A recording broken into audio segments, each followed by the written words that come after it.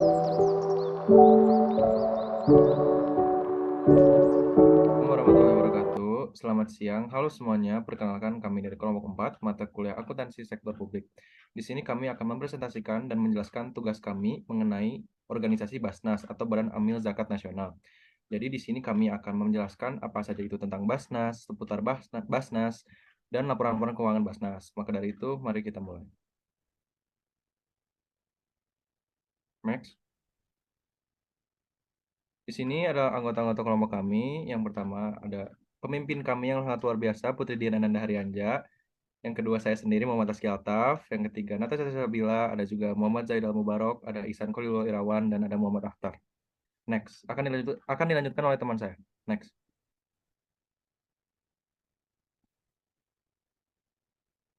Halo semuanya, nama aku Putri Dian. Basnas adalah Badan Organisasi Pengelola Zakat tingkat nasional sekaligus sebagai koordinator organisasi pengelola zakat secara nasional. Basnas juga bertanggung jawab untuk mengawal pengelolaan zakat yang berdasarkan syariat Islam, amanah, adil, integrasi, dan akuntabilitas. Basnas merupakan organisasi non-laba yang kegiatan operasinya tidak berorientasi pada laba, karena organisasi seperti ini lebih mengarah pada kegiatan sosial keagamaan. Perbedaan mendasar antara organisasi non-laba dengan organisasi bisnis terletak pada cara memperoleh sumber daya yang dibutuhkan untuk melakukan aktivitas operasinya. Boleh di next?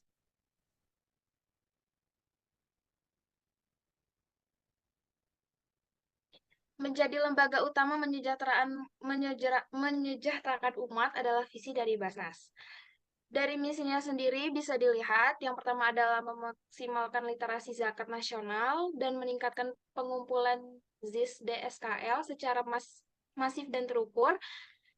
Dari sasarannya juga bisa dilihat ada 3. Yang pertama, yang salah satunya itu adalah terwujudnya perencanaan, pengendalian, pelaporan, dan pertanggungjawaban pengelolaan zakat dengan kelola yang baik dan terstandar. Dan tujuannya itu ada 2, yaitu meningkatkan kesejahteraan masyarakat untuk menunaikan zakat melalui OPM resmi. Ada juga indikator sasarannya, yaitu opini kantor akuntan publik, dasar laporan keuangan, dan auditor kesesuaian syariah. Boleh di next. Akan dilanjut oleh Zaidal ya. Lanjut, ada entitas non-laba.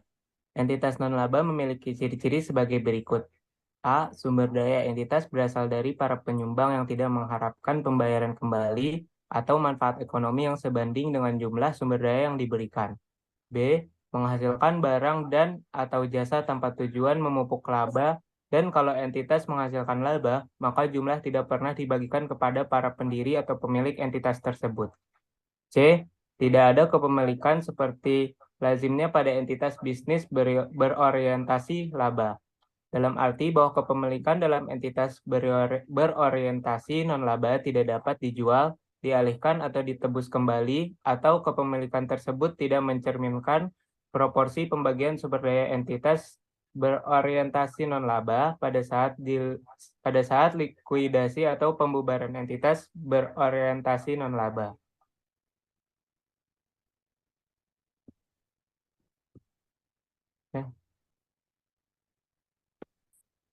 Selanjutnya, lingkup bisnis. Fungsi Basnas adalah menyalurkan zakat, infak, dan sedekah atau ZIS pada tingkat nasional. Ada beberapa pelayanan Basnas. Yang pertama adalah kalkulator zakat, rekening zakat, channel pembayaran, dan jemput zakat. Ada juga program dan kegiatan Basnas, yaitu program santunan fakir miskin, program biaya pendidikan, program bantuan modal usaha, program rumah belajar Basnas, program bantuan panti asuhan, program pasien rawat inap, program RTLH, dan program tanggap bencana. Dilanjut, next.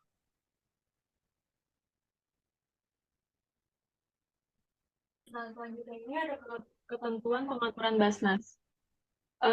Dari ketentuan ini itu ada A. Penganggaran, B. Penerimaan dana, C. Penyimpanan dana, D. Pengeluaran dana, E. Pembukuan dan pengarsipan, F. Ada pengendalian. Lalu selanjutnya ini ada laporan keuangan sebagaimana dimaksud pada ayat 1 untuk 6 bulan dan akhir tahun paling sedikit memuat, yaitu seperti A. Laporan posisi keuangan, B. Laporan perubahan dana, C. Laporan perubahan aset pengelolaan, D. Laporan arus kas, E. Catatan laporan atas laporan keuangan.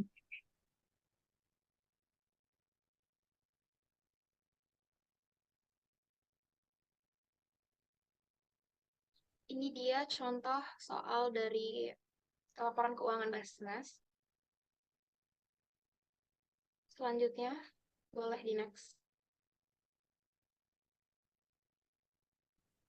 Ya, selanjutnya adalah buku besar.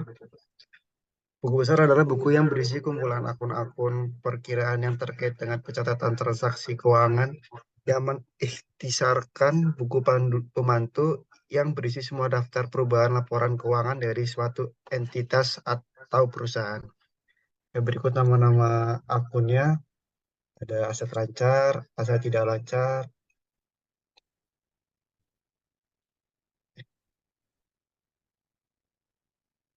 Next.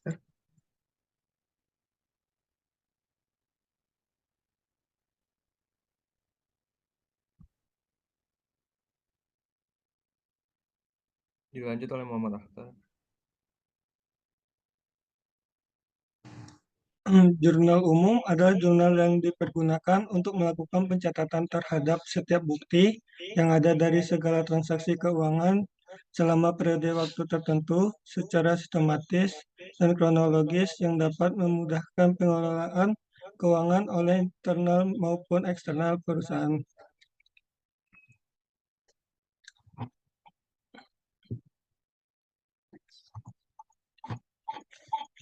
Ini adalah contoh-contoh buku besarnya.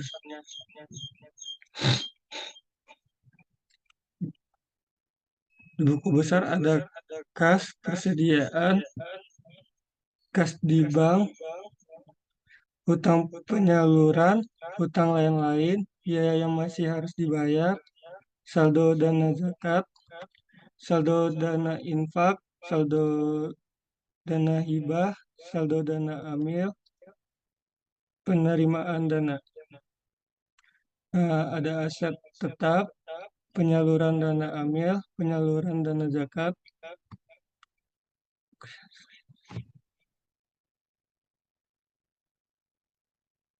Oke, kita masuk ke statement of financial position. Jadi statement of financial position itu adalah laporan yang sifatnya sangat sistematis terkait posisi keuangan perusahaan, baik itu perusahaan jasa, dagang, ataupun manufaktur.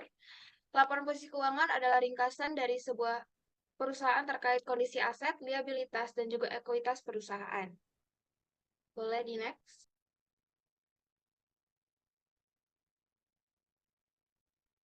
Ya, dalam laporan keuangan Basnas sendiri wajib menyertakan laporan perubahan dana, di mana laporan perubahan dana ini adalah laporan yang menyajikan informasi yang berkaitan dengan kejadian yang menyebabkan perubahan ekuitas selama satu periode tertentu. Laporan ini diawali dari ekuitas awal periode, kemudian melaporkan kejadian-kejadian yang menyebabkan kenaikan atau penurunan ekuitas pemilik. Boleh di next.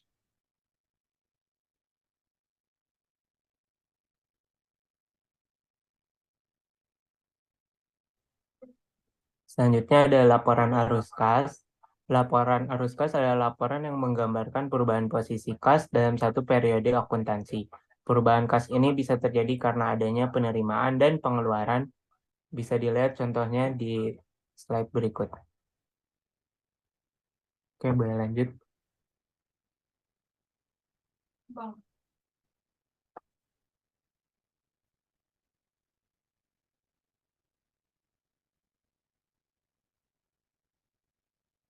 Selanjutnya ini ada catatan atas laporan keuangan. Jadi catatan atas laporan keuangan itu berisi tentang angka-angka yang mungkin memang sulit dimengerti.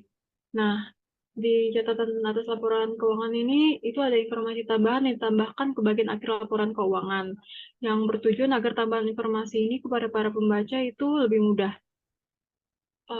Berikut catatan atas laporan keuangannya.